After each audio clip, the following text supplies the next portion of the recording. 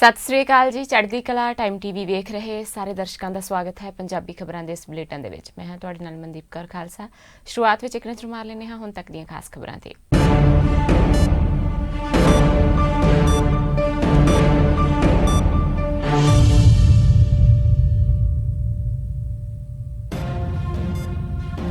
भारती फौज वालों दरबार साहब ते कीते हमले। साका नीला तारा दी बरसी अज। कल्लूघारा दिवस के मौके पुलिस वालों श्री हरमंदिर साहिब दे आले दुआले सख्त सुरक्षा प्रबंध। यूके के हाउस ऑफ कॉमन्स विच संसद मैंबर तनमनजीत सिंह ढेसी ने जून 1984 साका नीला तारा विच ब्रिटिश सरकार की शमूलीयत नूं लै के निरपक्ष जांच की कीती मंग। मुद्दे ते बहस करन दी भी कीती मंग। भारत में महामारी का कहर जारी। देश में पिछले 24 घंटिया में सामने आए तकरीबन 10,000 मामले। कुल मामलों की तादाद हुई 2,26,000।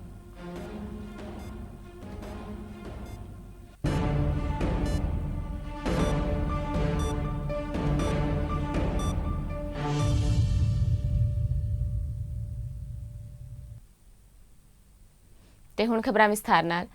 भारती फौज वालों श्री दरबार साहब ते कीते हमले। साका नीला तारा दी बरसी अज मनाई जा रही है। 1984 विच भारती फौज ने श्री दरबार साहिब ते 1 जून तो 6 जून तक हमला किया सी, जिस विच दमदमी टकसाल दे मुखी संत जरनैल सिंह खालसा पिंडरावालिया समेत होर ਸਿੰਘਾਂ ਸਿੰਘਣੀਆਂ ने अपनी शहादत दी सी। 6 जून के समागम नूं लैके सचखंड श्री हरमंदिर साहिब के 4 चुफेरे भारी गिनती में प्रशासन वालों सुरक्षा कामे तैनात किए गए ने। सूत्रां के मुताबक इस समागम में कोई अणसुखावी घटना ना वापरे। इस दे लई 600 के करीब जिला पुलिस कामे, 2,000 के करीब वर्दीधारी कामे ते 300 के करीब कमांडो फोर्स तैनात किए गए ने। बाकी ਵੱਖ-ਵੱਖ एजेंसियां के 50 के करीब अधिकारी ते कर्मचारी तैनात ने। इस तो इलावा वड्डी गिनती में टास्क फोर्स ते दफ्तरी अधिकारियों ते कर्मचारियों दी भी ड्यूटियां लगाईयां जा रही ने।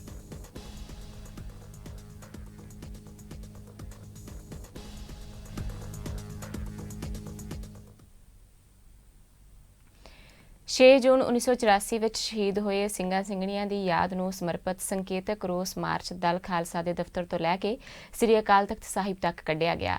ਇਸ ਮੌਕੇ ਦਲ ਖਾਲਸਾ ਦੇ ਸਕੱਤਰ ਜਨਰਲ ਕਮਰਪਾਲ ਸਿੰਘ ਸੰਧੂ ਨੇ ਦੱਸਿਆ ਕਿ ਹਰ ਸਾਲ ਵਾਂਗ ਇਸ ਸਾਲ ਵੀ ਸ਼ਹੀਦ ਹੋਏ ਸ਼ਹੀਦਾਂ ਦੀ ਯਾਦ ਵਿੱਚ ਰੋਸ ਮਾਰਚ ਕੱਢਿਆ ਗਿਆ ਹੈ, ਜਿਸ ਉਪਰੰਤ ਸ੍ਰੀ ਅਕਾਲ ਤਖਤ ਸਾਹਿਬ ਤੇ ਅਰਦਾਸ ਕੀਤੀ ਗਈ।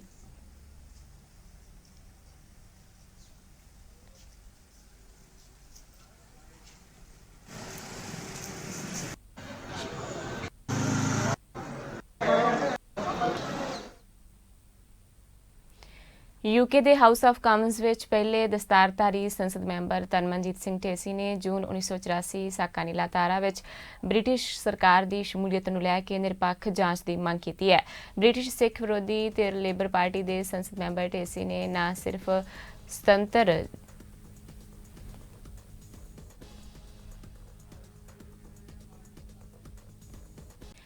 यूके के हाउस ऑफ कॉमन्स विच पहले दस्तारधारी संसद मैंबर तनमनजीत सिंह ढेसी ने जून 1984 विच ब्रिटिश सरकार की शमूलीयत नूं लैके निरपक्ष जांच की मंग की है। ब्रिटिश विरोधी धिर लेबर पार्टी के संसद मैंबर ढेसी ने न सिर्फ सुतंत्र जांच का मुद्दा चुक्या बल्कि इस मुद्दे ते बहस करने की भी मंग की। हाउस ऑफ कॉमन्स विच बोलदिआं ढेसी ने कहा कि 36 साल पहला भारत की प्रधानमंत्री इंदिरा गांधी ने सिखां दे सब तो केंद्री अस्थान श्री हरमंदिर साहिब ते हमले के आदेश दिते सन।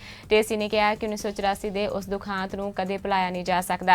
ਉਹਨਾਂ ਕਿਹਾ ਕਿ ਉਹਨਾਂ ਨੂੰ ਯਕੀਨ ਹੈ ਕਿ ਸੰਸਦ ਦੇ ਮੈਂਬਰ ਇਸ ਗੱਲ ਨਾਲ ਸਹਿਮਤ ਹੋਣਗੇ ਕਿ ਇਹ ਅਤਿਆਚਾਰ ਸੀ ਅਤੇ ਪੰਜਾਬੀ ਅੱਜ ਵੀ ਇਨਸਾਫ ਲਈ ਸੰਘਰਸ਼ ਕਰ ਰਹੇ ਨੇ।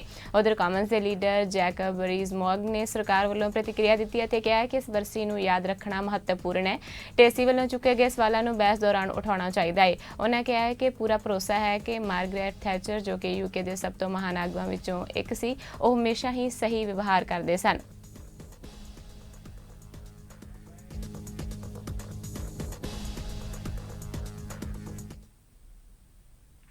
ਤੇ ਹੁਣ ਗੱਲ ਕਰੀਏ ਦੇਸ਼ ਵਿੱਚ ਕੋਰੋਨਾ ਦੇ ਅੰਕੜਿਆਂ ਦੀ। ਦੇਸ਼ ਵਿੱਚ ਹੁਣ ਮਰੀਜ਼ਾਂ ਦੀ ਗਿਣਤੀ 2,26,000 ਤੋਂ ਪਾਰ ਹੋ ਗਈ ਹੈ। ਸਿਹਤ ਮੰਤਰਾਲੇ ਵੱਲੋਂ ਜਾਰੀ ਅੰਕੜਿਆਂ ਦੇ ਮੁਤਾਬਕ 2,26,770 ਵਿਅਕਤੀ ਮਹਾਮਾਰੀ ਨਾਲ ਸੰਕਰਮਿਤ ਨੇ। ਇਸ ਵਿੱਚੋਂ 6,348 ਦੀ ਮੌਤ ਹੋ ਚੁੱਕੀ ਹੈ, ਜਦੋਂ ਕਿ 1,09,000 ਲੋਕ ਠੀਕ ਵੀ ਹੋ ਚੁੱਕੇ ਨੇ। ਪਿਛਲੇ 24 ਘੰਟਿਆਂ ਵਿੱਚ ਦੇਸ਼ ਵਿੱਚ ਮਹਾਮਾਰੀ ਦੇ 9,851 ਨਵੇਂ ਕੇਸ ਸਾਹਮਣੇ ਆਏ ਨੇ ਅਤੇ 273 ਮੌਤਾਂ ਹੋਈਆਂ ਨੇ। ਭਾਰਤ ਵਿੱਚ ਵੱਧ ਰਹੇ ਕੇਸਾਂ ਦੀ ਰਫ਼ਤਾਰ ਦੁਨੀਆ ਵਿੱਚ ਤੀਜੇ ਨੰਬਰ ਤੇ ਆ ਗਈ ਹੈ। ਬ੍ਰਾਜ਼ੀਲ ਵਿੱਚ 27,312 ਨਵੇਂ ਅਤੇ ਅਮਰੀਕਾ ਵਿੱਚ 20,578 ਨਵੇਂ ਮਾਮਲੇ ਸਾਹਮਣੇ ਆਏ ਨੇ, ਜਦੋਂ ਕਿ 8,536 ਨਵੇਂ ਕੇਸ ਰੂਸ ਵਿੱਚ ਸਾਹਮਣੇ ਆਏ ਨੇ। ਇਸ ਦਾ ਸਿੱਧਾ ਮਤਲਬ ਹੈ ਕਿ ਭਾਰਤ ਇੱਕ ਦਿਨ ਵਿੱਚ ਨਵੇਂ ਮਾਮਲਿਆਂ ਦੇ ਵਾਧੇ ਵਿੱਚ ਦੁਨੀਆ ਵਿੱਚ ਤੀਜੇ ਨੰਬਰ ਤੇ ਹੈ।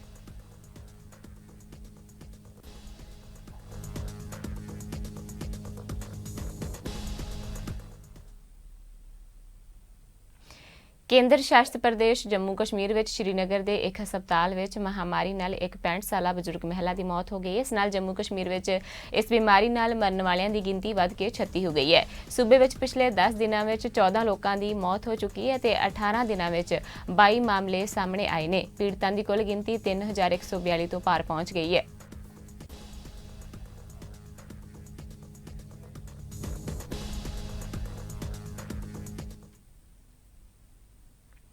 ਪੰਜਾਬ ਦੀ ਜੇ ਗੱਲ ਕਰੀਏ ਤਾਂ ਪੰਜਾਬ ਵਿੱਚ ਲੰਘੇ 24 ਘੰਟਿਆਂ ਦੌਰਾਨ 46 ਨਵੇਂ ਕੇਸ ਸਾਹਮਣੇ ਆਏ ਨੇ। ਇਸ ਦੇ ਨਾਲ ਹੀ 24 ਮਰੀਜ਼ ਠੀਕ ਵੀ ਹੋਏ ਨੇ। ਹੁਣ ਤੱਕ ਸੂਬੇ ਵਿੱਚ ਮਰੀਜ਼ਾਂ ਦੀ ਗਿਣਤੀ 2,461 ਹੋ ਗਈ ਹੈ, ਜਦੋਂ ਕਿ ਤਕਰੀਬਨ 2,043 ਲੋਕ ਠੀਕ ਹੋਏ ਨੇ। ਸਭ ਤੋਂ ਜ਼ਿਆਦਾ ਲੁਧਿਆਣਾ ਤੋਂ 16 ਮਾਮਲੇ ਸਾਹਮਣੇ ਆਏ ਨੇ। ਅੰਮ੍ਰਿਤਸਰ ਜ਼ਿਲ੍ਹੇ ਤੋਂ ਤਕਰੀਬਨ 15 ਹੋਰ ਵਿਅਕਤੀ ਸੰਕਰਮਣ ਦਾ ਸ਼ਿਕਾਰ ਹੋਏ ਨੇ ਅਤੇ ਜ਼ਿਲ੍ਹੇ ਵਿੱਚ ਹੁਣ ਪੀੜਤਾਂ ਦੀ ਗਿਣਤੀ 405 ਤੱਕ ਪਹੁੰਚ ਗਈ ਹੈ। ਇਸ ਦੌਰਾਨ ਹੁਣ ਤੱਕ 2,043 ਵਿਅਕਤੀਆਂ ਨੇ ਕਰੋਨਾ ਨੂੰ ਮਾਤ ਵੀ ਦਿੱਤੀ ਹੈ ਅਤੇ 48 ਵਿਅਕਤੀ ਕਰੋਨਾ ਦੇ ਮੂਹਰੇ ਜ਼ਿੰਦਗੀ ਦੀ ਲੜਾਈ ਹਾਰ ਚੁੱਕੇ ਨੇ। ਸਿਹਤ ਵਿਭਾਗ ਦਾ ਦਾਅਵਾ ਹੈ ਕਿ 90% ਤੋਂ ਵੱਧ ਮੌਤਾਂ ਅਜਿਹੇ ਵਿਅਕਤੀਆਂ ਦੇ ਨੇ ਜਿਹੜੀਆਂ ਪਹਿਲਾਂ ਤੋਂ ਹੀ ਕਿਸੇ ਬਿਮਾਰੀ ਦਾ ਸ਼ਿਕਾਰ ਸਨ।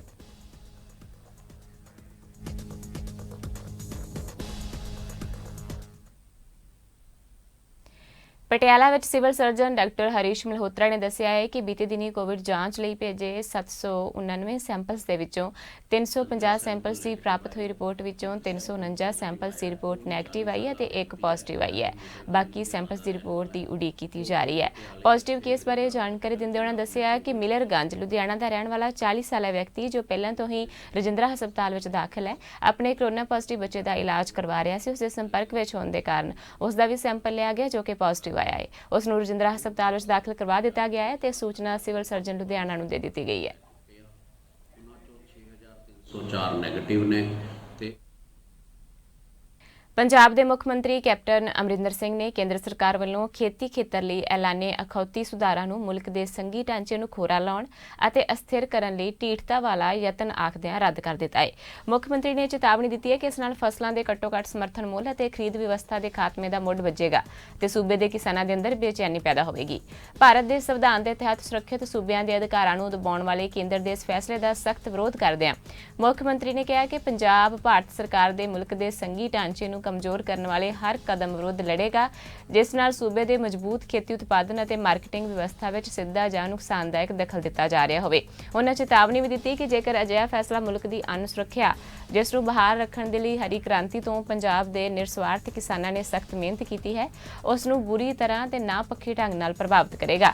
ਕੈਪਟਨ ਅਮਰਿੰਦਰ ਸਿੰਘ ਨੇ ਕਿਹਾ ਕਿ ਭਾਰਤ ਦਾ ਸੰਘੀ ਢਾਂਚਾ ਕੇਂਦਰ ਅਤੇ ਸੂਬਿਆਂ ਦੀਆਂ ਜ਼ਿੰਮੇਵਾਰੀਆਂ ਅਤੇ ਭੂਮਿਕਾ ਨੂੰ ਸਪਸ਼ਟ ਰੂਪ ਵਿੱਚ ਨਿਰਧਾਰਿਤ ਕਰਦਾ ਹੈ। ਉਹਨਾਂ ਕਿਹਾ ਕਿ ਸੰਵਿਧਾਨਕ ਵਿਵਸਥਾ ਦੇ ਤਹਿਤ ਖੇਤੀਬਾੜੀ ਸੂਬੇ ਦਾ ਵਿਸ਼ਾ ਹੈ ਅਤੇ ਕੇਂਦਰ ਸਰਕਾਰ ਦੇ ਪਾਸ ਅਜਿਹਾ ਕਾਨੂੰਨ ਬਣਾਉਣ ਦੇ ਲਈ ਕੋਈ ਸ਼ਕਤੀਆਂ ਨਹੀਂ ਜਿਸ ਦੇ ਨਾਲ ਖੇਤੀਬਾੜੀ ਉਤਪਾਦਨ, ਮਾਰਕੀਟਿੰਗ ਅਤੇ ਪ੍ਰੋਸੈਸਿੰਗ ਦੀ ਗਤੀਸ਼ੀਲਤਾ ਨਾਲ ਨਜਿੱਠਿਆ ਜਾ ਸਕੇ। ਇਸ ਤੱਥ ਤੇ ਜ਼ੋਰ ਦਿੰਦਿਆਂ ਇਹ ਫੈਸਲਾ ਪੰਜਾਬ ਨੂੰ ਨੁਕਸਾਨ ਪਹੁੰਚਾਏਗਾ। ਮੁੱਖ ਮੰਤਰੀ ਨੇ ਵੀਡੀਓ ਪ੍ਰੈਸ ਕਾਨਫਰੰਸ ਦੌਰਾਨ ਕਿਹਾ ਕਿ ਕੇਂਦਰ ਦੇ ਅਚਾਨਕ ਫੈਸਲੇ ਲੈਣ ਅਤੇ ਰਾਜਾਂ ਦਾ ਪੱਖ ਜਾਣੇ ਬਗੈਰ ਇਸ ਨੂੰ ਸੂਬਿਆਂ ਤੇ ਥੋਪਣ ਦੀ ਆਦਤ ਸੂਬੇ ਦੇ ਸੰਘੀ ਢਾਂਚੇ ਦੇ ਨਿਯਮਾਂ ਦੀ ਉਲੰਘਣਾ ਹੈ। ਆਪਣੇ ਬਿਆਨ ਵਿੱਚ ਮੁੱਖ ਮੰਤਰੀ ਨੇ ਅੱਗੇ ਕਿਹਾ ਕਿ ਮਹਾਮਾਰੀ ਦੇ ਸੰਕਟ ਦੌਰਾਨ ਕੇਂਦਰ ਸਰਕਾਰ ਦੇ ਅਜਿਹੇ ਕਦਮ ਆਰਥਿਕ, ਸਮਾਜਿਕ, ਕਾਨੂੰਨ ਅਤੇ ਵਿਵਸਥਾ ਲਈ ਗੰਭੀਰ ਨਤੀਜੇ ਪੈਦਾ ਕਰ ਸਕਦੇ ਨੇ। ਉਹਨਾਂ ਕਿਹਾ ਕਿ ਇਸ ਦੇ ਨਾਲ ਕਿਸਾਨਾਂ ਦਾ ਕੋਈ ਲਾਭ ਨਹੀਂ ਹੋਣਾ ਤੇ ਇਸ ਕਾਨੂੰਨੀ ਤਬਦੀਲੀ ਦੇ ਨਾਲ ਕਿਸਾਨਾਂ ਦਾ ਵਪਾਰੀਆਂ ਹੱਥੋਂ ਨੁਕਸਾਨ ਹੀ ਹੋਵੇਗਾ।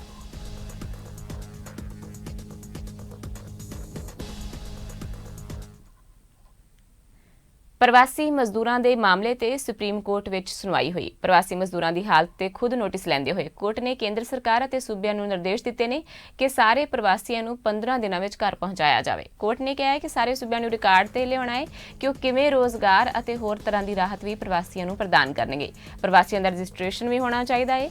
ਜੱਜ ਅਸ਼ੋਕ ਭੂਸ਼ਣ, ਸੰਜੇ ਕਿਸ਼ਨ ਕੌਲ ਅਤੇ MR ਸ਼ਾਹ ਦੀ ਬੈਂਚ ਨੇ ਇਹਨਾਂ ਪ੍ਰਵਾਸੀ ਮਜ਼ਦੂਰਾਂ ਦੀ ਤਰਸਯੋਗ ਸਥਿਤੀ ਦਾ ਖੁਦ ਨੋਟਿਸ ਲੈਂਦੇ ਹੋਏ ਮਾਮਲੇ ਦੀ ਵੀਡੀਓ ਕਾਨਫਰੰਸ ਕਾਨਫਰੰਸਿੰਗ ਰਾਹੀਂ ਸੁਣਵਾਈ ਦੌਰਾਨ ਆਪਣੀ ਮਨਸ਼ਾ ਜ਼ਾਹਰ ਕੀਤੀ। ਇਸ ਵਿੱਚ ਕੇਂਦਰ ਵੱਲੋਂ ਸੋਲਿਸਿਟਰ ਜਨਰਲ ਤੁਸ਼ਾਰ ਮਹਿਤਾ ਨੇ ਬੈਂਚ ਨੂੰ ਸੂਚਿਤ ਕੀਤਾ ਕਿ ਇਨ੍ਹਾਂ ਪ੍ਰਵਾਸੀ ਮਜ਼ਦੂਰਾਂ ਨੂੰ ਉਹਨਾਂ ਦੇ ਜੱਦੀ ਸਥਾਨ ਤੱਕ ਪਹੁੰਚਾਉਣ ਦੇ ਲਈ 3 ਜੂਨ ਤੱਕ 4200 ਤੋਂ ਵੱਧ ਵਿਸ਼ੇਸ਼ ਮਜ਼ਦੂਰ ਟ੍ਰੇਨਾਂ ਚਲਾਈਆਂ ਗਈਆਂ ਨੇ। ਸੁਪਰੀਮ ਕੋਰਟ ਨੇ 28 ਮਈ ਨੂੰ ਨਿਰਦੇਸ਼ ਦਿੱਤਾ ਸੀ ਕਿ ਆਪਣੇ ਜੱਦੀ ਸਥਾਨ ਤੇ ਜਾਣ ਦੇ ਇਛੁਕ ਸਾਰੇ ਪ੍ਰਵਾਸੀ ਮਜ਼ਦੂਰਾਂ ਨੂੰ ਟ੍ਰੇਨਾਂ ਜਾਂ ਬੱਸਾਂ ਤਾਂ ਉਹਨਾਂ ਤੋਂ ਕਿਰਾਇਆ ਵੀ ਨਾ ਲਿਆ ਜਾਵੇ। ਜੱਜ ਨੇ ਇਹ ਵੀ ਨਿਰਦੇਸ਼ ਦਿੱਤਾ ਸੀ ਕਿ ਰਸਤੇ ਵਿੱਚ ਫਸੇ ਮਜ਼ਦੂਰਾਂ ਨੂੰ ਵੀ ਸੰਬੰਧਿਤ ਅਧਿਕਾਰੀ ਮੁਫਤ ਭੋਜਨ ਦੇਣ ਅਤੇ ਪਾਣੀ ਵੀ ਮੁਹੱਈਆ ਕਰਵਾਉਣ।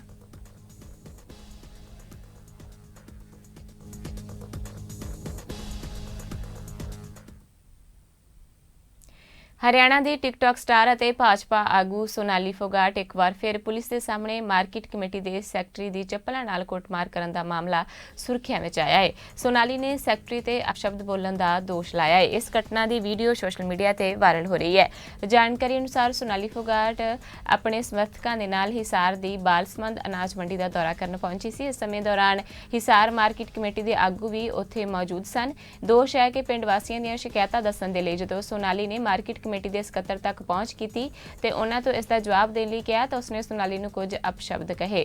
ਇਸ ਤੋਂ ਨਾਰਾਜ਼ ਹੋ ਕੇ ਸੋਨਾਲੀ ਦੇ ਸਮਰਥਕਾਂ ਨੇ ਸੈਕਟਰੀ ਨਾਲ ਹੱਥੋਂਪਾਈ ਕੀਤੀ ਅਤੇ ਸੋਨਾਲੀ ਨੇ ਉਸ ਨੂੰ ਚੱਪਲਾਂ ਨਾਲ ਕੁੱਟਿਆ। ਅਸਲ ਵਿੱਚ ਹਰਿਆਣਾ ਦੇ ਫਤਿਆਬਾਦ ਦੀ ਉਹ ਰਹਿਣ ਵਾਲੀ ਹੈ। ਆਪਣੇ ਕੈਰੀਅਰ ਦੀ ਸ਼ੁਰੂਆਤ ਵਿੱਚ ਹਿਸਾਰ ਦੂਰਦਰਸ਼ਨ ਵਿੱਚ ਐਂਕਰ ਵਜੋਂ ਕੰਮ ਕਰਨ ਵਾਲੀ ਸੋਨਾਲੀ ਲਗਭਗ 7-8 ਸਾਲਾਂ ਤੋਂ ਭਾਜਪਾ ਵਿੱਚ ਹੈ। ਉਹ ਇਸ ਸਮੇਂ ਭਾਜਪਾ ਦੇ ਮਹਿਲਾ ਮੋਰਚੇ ਦੀ ਰਾਸ਼ਟਰੀ ਕਾਰਜਕਾਰੀ ਕਮੇਟੀ ਨਾਲ ਵੀ ਜੁੜੀ ਹੋਈ ਹੈ।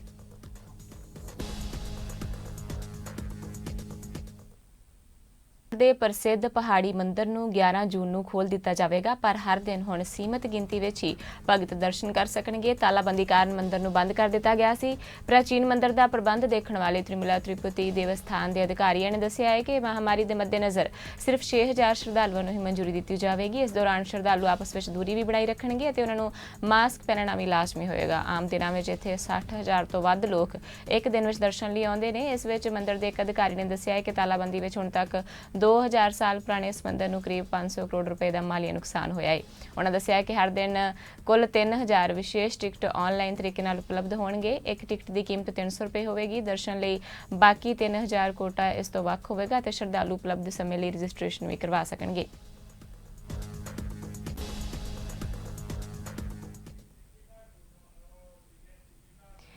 ਸਰਬੱਤ ਦਾ ਭਲਾ ਚੈਰੀਟੇਬਲ ਟਰਸਟ ਵੱਲੋਂ ਰੋਪੜ ਪੁਲਿਸ ਲਾਈਨ ਵਿੱਚ ਪੁਲਿਸ ਹਸਪਤਾਲ ਦੇ 9 ਬੈੱਡ ਦੇ ਕੋਵਿਡ-19 ਸੈਂਟਰ ਦੀ ਇੰਡੋਰ ਲੈਬ ਵਿੱਚ semi auto analyser, infrared thermometer, 3 layer mask, sanitiser ਦਿੱਤੇ ਗਏ। ਇਸ ਮੌਕੇ ਸਰਬੱਤ ਦਾ ਭਲਾ ਚੈਰੀਟੇਬਲ ਟਰਸਟ ਦੇ ਐਮਡੀ ਡਾਕਟਰ ਐਸਪੀਸੀ ਗੁਮਰਾਏ ਨੇ ਕਿਹਾ ਕਿ ਟਰਸਟ ਵੱਲੋਂ ਦਿੱਤੇ ਇਸ ਸਾਜੋ ਸਮਾਨ ਦੇ ਨਾਲ ਮਰੀਜ਼ਾਂ ਨੂੰ ਫਾਇਦਾ ਮਿਲੇਗਾ ਅਤੇ ਸਸਤੇ ਰੇਟਾਂ ਤੇ ਉਹਨਾਂ ਦਾ ਇਲਾਜ ਵੀ ਹੋਵੇਗਾ।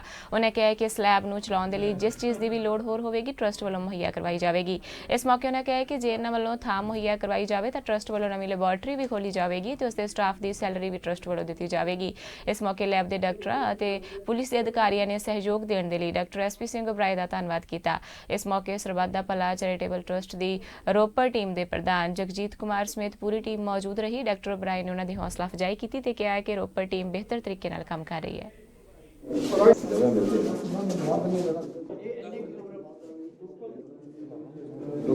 ਰੋਪੜ ਪੁਲਿਸ ਲਾਈਨ ਵਿੱਚ ਅੱਜ ਅਸੀਂ ਸੈਮੀ ਆਟੋ ਐਨਾਲਾਈਜ਼ਰ, ਉਹਦੇ ਨਾਲ ਇੱਕ ਇਨਫਰਾਰੈਡ ਥਰਮਾਮੀਟਰ ਹੈ, ਬਾਕੀ ਮਾਸਕ ਹੋ ਗਏ ਜਾਂ ਤੁਹਾਡੇ ਸੈਨੀਟਾਈਜ਼ਰ ਹੋ ਗਏ, ਇਹ ਸਾਰਾ ਸਮਾਨ ਅਸੀਂ ਇੱਥੇ ਦਿੱਤਾ। ਇਹਦੇ ਵੱਲੋਂ ਖੁੱਲ੍ਹੀ ਉਹਨਾਂ ਨੂੰ ਆਫਰ ਦਿੱਤੀ ਗਈ ਹੈ ਕਿ ਇਸ ਲੈਬ ਨੂੰ ਚਲਾਉਣ ਲਈ ਤੁਹਾਨੂੰ ਜੋ ਵੀ ਲੋੜੀਂਦਾ ਸਮਾਨ ਤੁਹਾਨੂੰ ਚਾਹੀਦਾ ਹੋਵੇਗਾ ਸਾਨੂੰ ਦੱਸੋ, ਅਸੀਂ ਉਹ ਮੁਹੱਈਆ ਕਰਾਵਾਂਗੇ।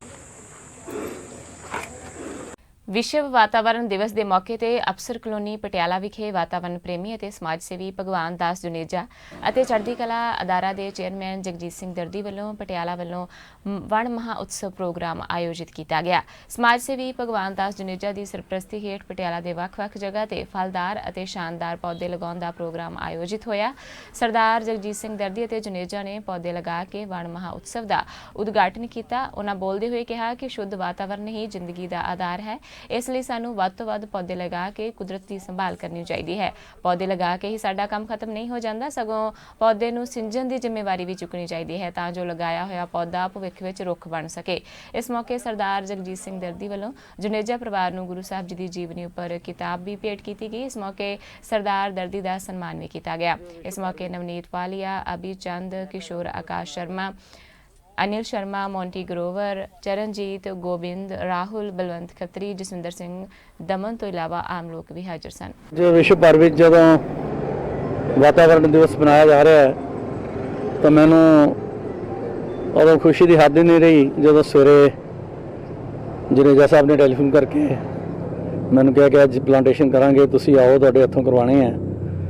मेरे लिए भगवान दास जी प्रेरणा स्रोत हैं, क्योंकि ਤੁਹਾਨੂੰ संसार जो जो विरले ही परसन शख्सियत मिलणगियां जिन्होंने सारी उम्र सेवा और परोपकार का काम किया है।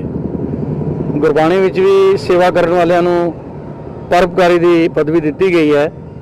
तो भगवान दास जी एक परोपकारी महापुरुष हैं जिन्होंने बिना किसी लोभ लालच के अपनी सारी जिंदगी सेवा लोगों के भलाई लई समर्पित की है। ਅਤੇ ਇੱਥੇ ਆ ਕੇ ਮੈਨੂੰ ਇੰਨੀ ਖੁਸ਼ੀ ਹੋ ਰਹੀ ਹੈ ਕਿ ਅੱਜ 20,000 ਰੁਪਏ ਦੇ ਕਰੀਬ ਮੈਂ ਅੰਦਾਜ਼ਾ ਲਗਾਇਆ ਹੈ ਇਹਨਾਂ ਨੇ ਬੂਟੇ ਬਾਜ਼ਾਰੋਂ ਆਪਣੇ ਕੋਲੋਂ ਪੈਸੇ ਲਾ ਕੇ ਇੱਥੇ ਪਲਾਂਟੇਸ਼ਨ ਕਰਵਾ ਰਹੇ ਹਨ। ਵਾਤਾਵਰਣ ਦੇ ਸ਼ੁਭ ਦਿਨ ਦੇ ਉੱਤੇ ਸਾਰੀ ਦੁਨੀਆ ਦੇ ਲੋਕਾਂ ਨੂੰ ਵਧਾਈ ਦਿੰਦਾ ਹੋਇਆ ਅਪੀਲ ਕਰਦਾ ਹਾਂ ਕਿ ਆਪਾਂ ਸਾਰੇ ਰਲ ਕੇ ਵਾਤਾਵਰਣ ਨੂੰ ਸ਼ੁੱਧ ਕਰਨ ਲਈ, ਜਿਸ ਤਰ੍ਹਾਂ ਗੁਰਬਾਣੀ ਵਿੱਚ ਥਾਂ ਥਾਂ ਉੱਤੇ ਸਤਿਗੁਰੂ ਜੀ ਨੇ ਬਲਿਹਾਰੀ ਕੁਦਰਤ ਵਸਿਆ तेरा अंत न जाई लखिया, पवन गुरु पानी पिता माता तत महत, इस तरह के वर दे के सानू सेवा के कामों का हुक्म किया सी और उस सेवा की प्रपट्टी नूं भगवान दास जी अगे वधा रहे हैं। मैं अरदास करता हाँ वाहिगुरू इन्हां नूं लंबी उम्र सेहतयाबी देवे और इस तरह वध चढ़ के अपने समाज की सेवा करते रहन। ज़्यादा खुशी हुई है कि स्पैशल तौर पर सानू चढ़दी कला के चीफ साह जगदीश सिंह जी दर्दी मेरे बहुत पुराने मित्र ने, मैं बचपन तो इन्होंने जानता और इन्हों की प्रशंसा सुनी है। इन्होंने अखबार राही जो लोग संदेश पहुँचाते हैं, गुरबाणी जो देश विदेश चल रही है, बड़ा मन खुश होता है। सवेरे सुन लो, रात में 24 घंटे गुरबाणी चलती है, इस करके इन्होंने मिल के और बड़ा प्रसन्नता महसूस होती है। अज ही श्री परमात्मा दिवस के मौके के उत्ते स्पैशल इन्होंने बुला के असीं अपना मान महसूस कर रहे हैं, क्योंकि ये भी वातावरण प्रेमी ने और बहुत प्रेम करते हैं। इस करके मैं तो शुरू तो ही पौधे ला रहे हैं और अज भी असीं मतलब परमात्मा दिवस के मौके ते इत्थे असीं बूटे लाए ने। ਰੂਪਨਗਰ ਦੀ ਡਿਪਟੀ ਕਮਿਸ਼ਨਰ ਸੋਨਾਲੀ ਗਿਰੀ ਨੇ ਸੰਭਾਵਿਤ ਹੜ੍ਹਾਂ ਦੇ ਮੱਦੇਨਜ਼ਰ ਸਤਲੁਜ ਦਰਿਆ ਦੇ ਕੰਢੇ ਪੈਂਦੇ ਪਿੰਡਾਂ ਖੈਰਾਬਾਦ, ਬੋਹੂਵਾਲ, ਸੁਲਤਾਨਪੁਰ, ਸਾਰੰਗਪੁਰ ਅਤੇ ਸ਼੍ਰੀ ਅਨੰਦਪੁਰ ਸਾਹਿਬ ਅਧੀਨ ਪੈਂਦੇ ਚੰਦਪੁਰ, ਬੇਲਾ, ਹਰੀਵਾਲ ਬੁਰਜ ਅਤੇ ਲੋਧੀਪੁਰ ਦਾ ਦੌਰਾ ਕੀਤਾ। ਇਸ ਦੌਰਾਨ ਡਿਪਟੀ ਕਮਿਸ਼ਨਰ ਨੇ ਕਿਹਾ ਹੈ ਕਿ ਉਹਨਾਂ ਵੱਲੋਂ ਪਿੰਡਾਂ ਦੇ ਕੰਢਿਆਂ ਤੇ ਲੰਘਦੇ ਸਤਲੁਜ ਦਰਿਆ ਦਾ ਦੌਰਾ ਕੀਤਾ ਗਿਆ ਹੈ ਤਾਂ ਜੋ ਸੰਭਾਵਿਤ ਹੜ੍ਹਾਂ ਤੋਂ ਬਚਾਅ ਸੰਬੰਧੀ ਅਗੇਤੇ ਹੀ ਪ੍ਰਬੰਧ ਕੀਤੇ ਜਾ ਸਕਣ। ਉਹਨਾਂ ਨੇ ਵੀ ਕਿਹਾ ਕਿ ਪਿਛਲੇ ਹੜ੍ਹਾਂ ਦੌਰਾਨ ਪਾਣੀ ਦਾ ਪੱਧਰ ਵਧਣ ਦੇ ਕਰਕੇ ਜਿਨ੍ਹਾਂ ਪਿੰਡਾਂ ਵਿੱਚ ਪਾਣੀ ਦੀ ਮਾਰ ਪਈ ਸੀ ਉਹਨਾਂ ਪਿੰਡਾਂ ਵਿੱਚ ਕੋਸ਼ਿਸ਼ ਕੀਤੀ ਜਾ ਰਹੀ ਹੈ ਕਿ ਦਰਿਆ ਦੇ ਕੰਢਿਆਂ ਨੂੰ ਹੋਰ ਮਜ਼ਬੂਤ ਕੀਤਾ ਜਾ ਸਕੇ। ਪੂਰੇ ਹੀ ਏਰੀਆ ਦੇ ਵਿੱਚ ਜਿੱਦੇ ਵੀ ਰਾਜਪੁਰਾ ਦੇ ਨਾਲ ਲੱਗਦੇ ਪਿੰਡ ਬਸੰਤਪੁਰਾ ਦੇ ਲੋਕਾਂ ਨੇ ਪੰਜਾਬ ਸਰਕਾਰ ਦੇ ਖਿਲਾਫ ਰੋਸ ਪ੍ਰਦਰਸ਼ਨ ਕੀਤਾ। ਇਸ ਦੌਰਾਨ ਉਹਨਾਂ ਕਿਹਾ ਹੈ ਕਿ 1 ਸਾਲ ਤੋਂ ਅੰਡਰ ਬ੍ਰਿਜ ਦਾ ਕੰਮ ਬੰਦ ਪਿਆ ਹੈ, ਜਿਸ ਦੇ ਕਾਰਨ ਲੋਕਾਂ ਨੂੰ ਬੜੀ ਮੁਸ਼ਕਲ ਦਾ ਸਾਹਮਣਾ ਕਰਨਾ ਪੈਂਦਾ ਹੈ। ਇਸ ਅੰਡਰ ਬ੍ਰਿਜ ਤੋਂ ਪੰਜਾਬ ਪਿੰਡਾਂ ਨੂੰ ਰਸਤਾ ਜਾਂਦਾ ਹੈ। ਉਹਨਾਂ ਕਿਹਾ ਕਿ ਪਿੰਡ ਵਾਸੀਆਂ ਨੇ ਕਈ ਵਾਰ ਉੱਚ ਅਧਿਕਾਰੀਆਂ ਨੂੰ ਇਸ ਤੋਂ ਜਾਣੂ ਵੀ ਕਰਵਾਇਆ ਹੈ, ਪਰ ਜਦੋਂ ਉਹਨਾਂ ਦੀ ਮੁਸ਼ਕਲ ਹੱਲ ਨਹੀਂ ਹੋਈ, ਹੁਣ ਪਿੰਡ ਵਾਸੀਆਂ ਨੇ ਕੜਕਦੀ ਧੁੱਪ ਵਿੱਚ ਰੇਲਵੇ ਪ੍ਰਸ਼ਾਸਨ ਦੇ ਖਿਲਾਫ ਇਸੇ ਕਰਕੇ ਹੀ ਨਾਅਰੇਬਾਜ਼ੀ ਕੀਤੀ ਹੈ।